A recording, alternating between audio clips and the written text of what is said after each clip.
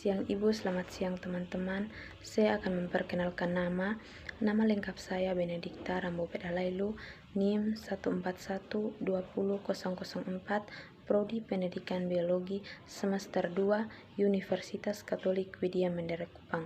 Sebelum itu, saya akan menjelaskan materi biologi tentang tumbuhan paku.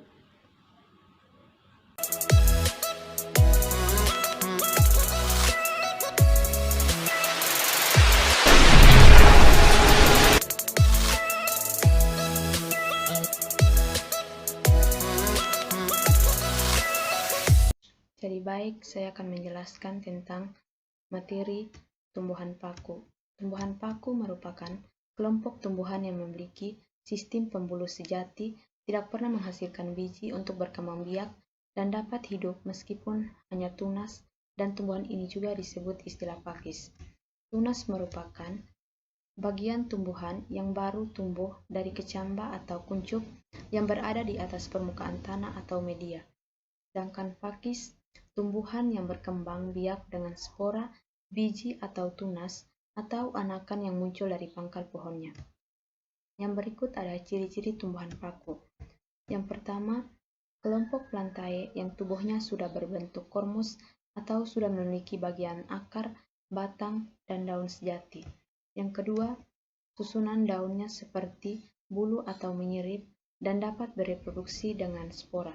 Yang ketiga ada tumbuhan vaskuler karena sudah memiliki pembuluh angkut, xilem atau pembuluh kayu, dan floem atau pembuluh tapis, di mana xilem merupakan pembuluh yang menyangkut air dan nutrisi yang diserap dari akar ke seluruh tumbuhan. Floem merupakan untuk menyalurkan hasil fotosintesis. Yang keempat ada fotoautotrof atau dapat membuat makanan sendiri dengan berfotosintesis dan dapat hidup di tempat yang lembab. Yang kelima, mengalami pergantian bentuk gametofit dan sporofit. Gametofit merupakan tumbuhan paku yang bersifat protalium. Sporofit merupakan fase ketika tumbuhan paku tersebut menghasilkan spora.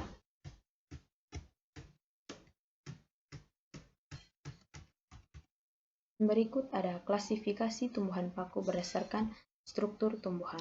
Yang pertama, Psychophyta atau paku purba adalah sebagian besar yang anggotanya sudah punah.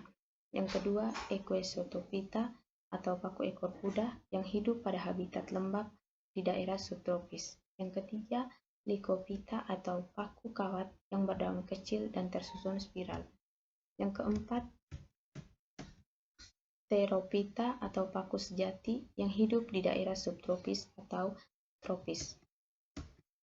Yang berikut ada macam-macam tumbuhan paku.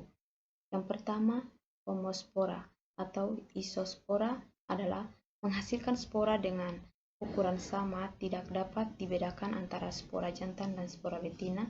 Yang kedua, paku heterospora atau anisospora adalah menghasilkan spora jantan yang berukuran kecil disebut mikrospora dan spora betina disebut makrospora. Yang ketiga ada paku peralihan, adalah menghasilkan spora dengan bentuk dan ukuran sama namun berjenis kelamin jantan dan betina. Yang berikut ada struktur tumbuhan paku. Yang pertama ada struktur akar berbentuk serabut dan pada ujungnya terdapat kalitra atau tudung akar. Yang kedua, struktur batang tersusun atas jaringan epidermis, korteks, dan selindir pusat.